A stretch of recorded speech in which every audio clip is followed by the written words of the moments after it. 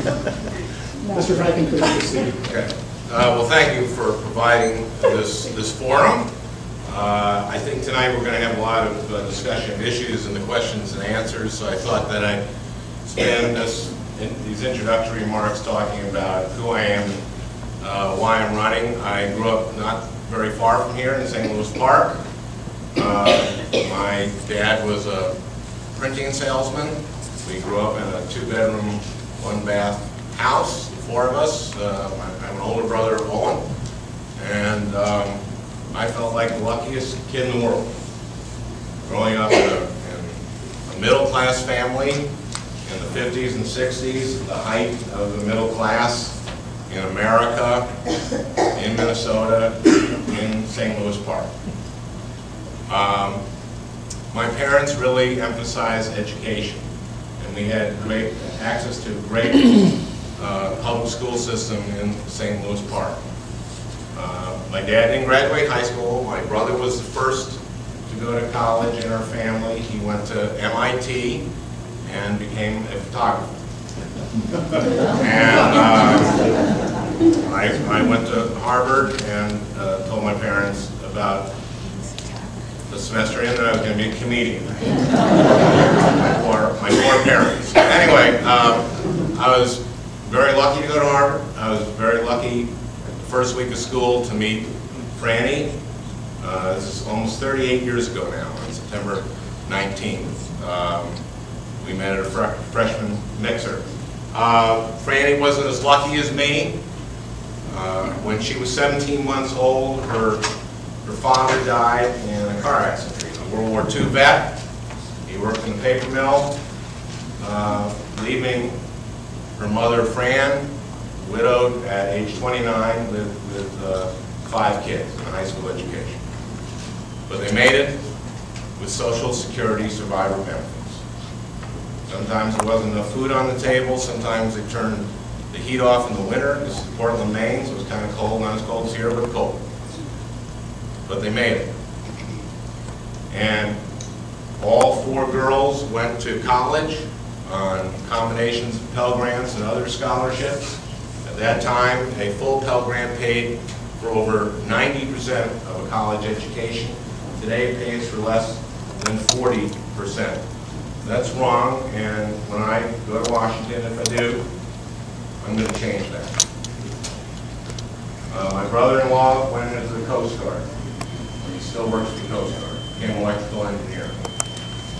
My mother-in-law, when Bootsy, the youngest in the family, went into high school, got a $300 GI loan, and used it instead of fixing a home or roof, which she said she was going to do, to go to college.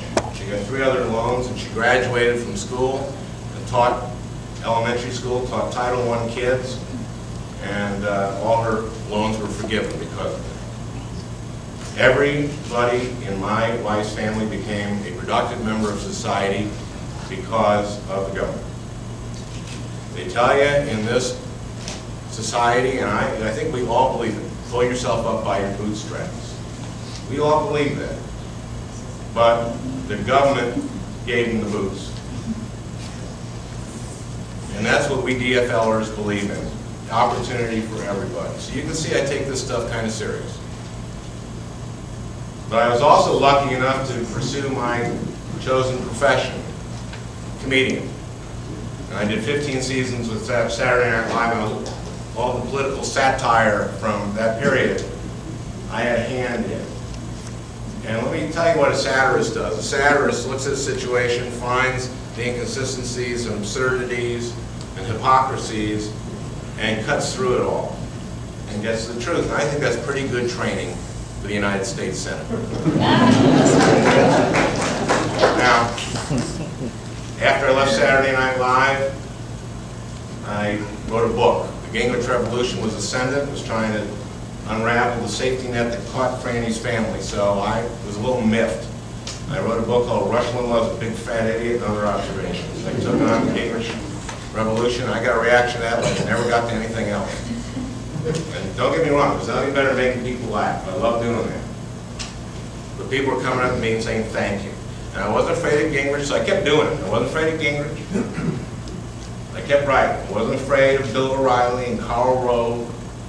I wasn't afraid of Rumsfeld. I wasn't afraid of George W. Bush. I wasn't even afraid of Dick Cheney. And I'm sure as heck not afraid of Norm Coleman. I'm going to take him down on his record. He has not been working for the people of Minnesota. We have plenty of time to talk about all these issues. I'll give you one example, though. Fundraising. I've had 52,000 people so far, more, participate in my campaign by donating. He gets 1/3 to 1/4 of his campaign donations from PACs, 10,000 out of pop, prescription drugs, insurance, oil, coal. This is why you're not going to get universal health care from Norm Coleman. This is why our seniors have to pay more for drugs and prescription Part D. This is why he voted for oil companies to get big tax cuts. I'm going to work in the Senate to get us out of Iraq. If we're not already out, I hope we are. To get to universal health care, to address global warming, and to invest in our education in this society so that every kid in this country feels like I did growing up, that he or she is the luckiest kid in the world. Thank you.